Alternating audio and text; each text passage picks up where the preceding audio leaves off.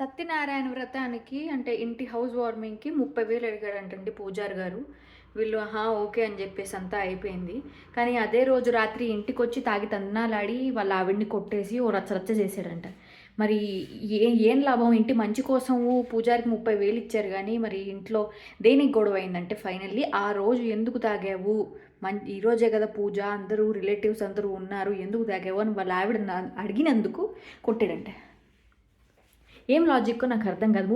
ఈ రోజుల్లో అందరూ అంతే 30,000 ఒక దగ్గర ఖర్చు పెట్టి పుణ్యం వస్తుంది అనుకుంటారు కానీ, అందులో 1000 రూపాయలు కూడా ఒకడు తిండి కోసం ఎవ్వడు ఇవ్వడు.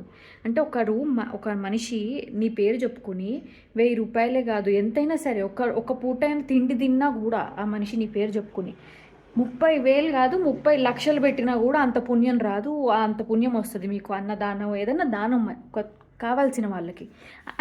మనం మనుషులు దేవుడిని చూడడం మానేసాం.